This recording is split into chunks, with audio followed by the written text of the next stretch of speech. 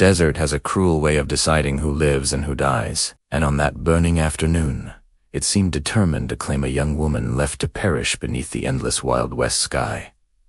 She was alone, abandoned, forgotten. Her name was Alara, a brave but wounded traveler, whose stagecoach had just been ambushed by a ruthless gang of riders. The survivors were taken. She was left behind. As the sun scorched her skin and the wind carried whispers of danger, she fought to stay conscious. Every breath tasted like dust.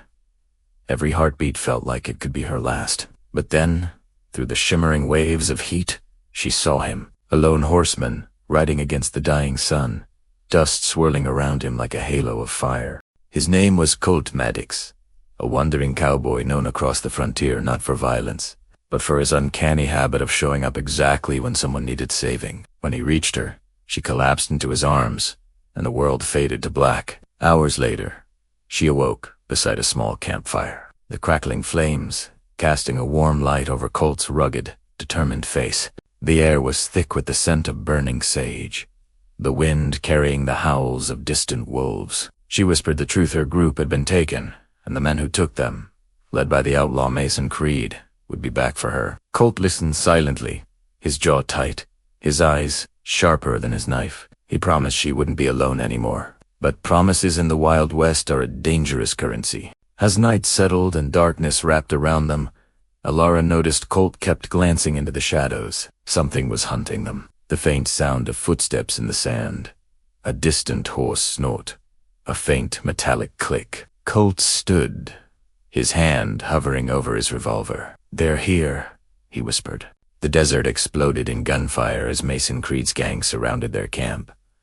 Sparks from bullets lit up the night. Colt pulled Alara behind the remains of a wagon, shielding her with his body as he fired back into the darkness. The wind howled as if the desert itself was screaming for blood. When the shooting stopped, Mason Creed stepped into the moonlight tall, merciless and smiling. "The girl comes with us," he growled.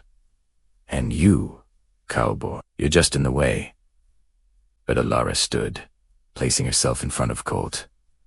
Her voice shook, but it held a fire. She revealed the secret he kept buried. Mason Creed wasn't just the man who ambushed her. He was her fiancé, the dark past she had run from after discovering the truth about his violent empire. Colt stiffened. The truth changed everything, but not his resolve. Mason lunged for her. Colt fired. The thunderous shot echoed through the desert like a storm breaking. Chaos erupted. Colt tackled Mason. The two men locked in a brutal fight in the sand as lightning forked across the sky. Alara grabbed Colt's spare rifle, her hands trembling but her eyes filled with determination. The storm winds roared, lifting sand into a twisting wall around them. Finally, Mason pinned Colt, grabbing a knife and raising it toward his throat. Alara screamed and fired. Mason fell. Silence swallowed the desert. Colt stared at her, his breath heavy, his eyes wide not with fear, but with pride. "You saved my life," he whispered. Her hand shook as she lowered the rifle. "You saved mine first." Dawn slowly crept across the land, painting gold over the dunes. For the first time, she wasn't alone. For the first time, he let someone close. But as they walked away from the battlefield, Colt noticed a mark burned into Mason's.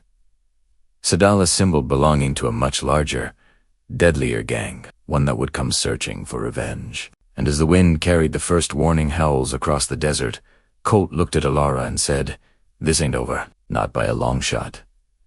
If you want part 2 of their journey, or you think Alara made the right choice, tell me in the comments. And don't forget to subscribe for more cinematic Wild West stories.